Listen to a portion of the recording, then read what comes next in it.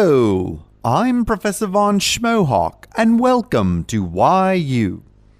In the previous lecture, we saw how to construct a two-dimensional Cartesian coordinate system, which allows us to graphically display ordered pairs of real numbers, or sets of these ordered pairs, as points in a plane. We did this by taking the Cartesian product of the one-dimensional number line with itself to form the two-dimensional Cartesian plane.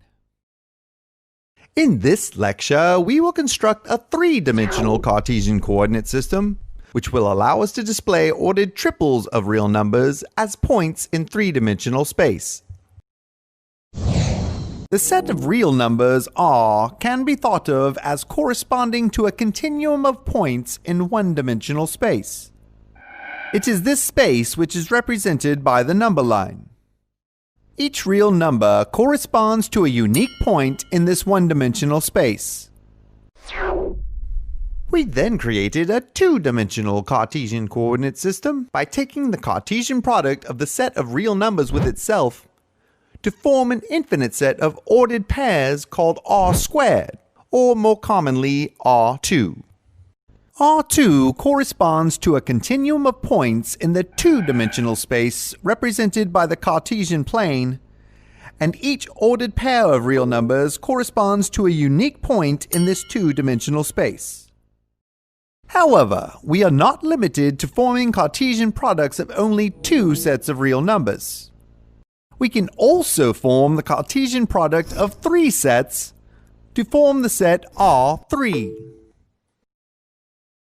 Just as the set R2 consists of ordered pairs whose elements can be any two real numbers, the set R3 consists of ordered triples whose elements can be any three real numbers. And just as the two-dimensional Cartesian plane was built from two number lines oriented perpendicular to each other, three-dimensional Cartesian space can be created by taking three number lines and orienting all three perpendicular to each other. These three axes are typically labeled X, Y, and Z, with the positive X-axis pointing out of the page, the positive Y-axis pointing to the right, and the positive Z-axis pointing up. Just as in two dimensions, the point where the three axes meet is called the origin. The origin corresponds to the ordered triple 0, 0, 0. The three axes can be oriented in any way, as long as all three axes are perpendicular to each other, and they conform to what is called the right-hand rule. The right-hand rule states that if you align the thumb of your right hand pointing in the positive direction of the x-axis and your index finger pointing in the positive direction of the y-axis, then your middle finger should point in the positive direction of the z-axis. For example, we could arrange the axes so that the positive x-axis points to the right and positive y points up. In that case, the right-hand rule tells us that positive z must point out of the page.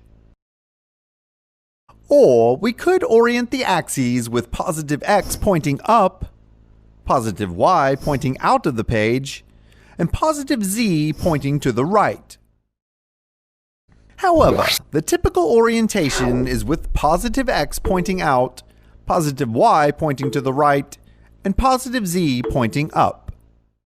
In three dimensions, just as in two dimensions, the infinite plane containing the x and y axes is called the xy plane.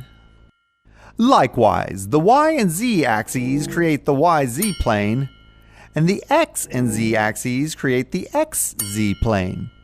These three planes divide the Cartesian space into 8 regions called octants. The octants are numbered 1 through 8 and are typically labeled using Roman numerals.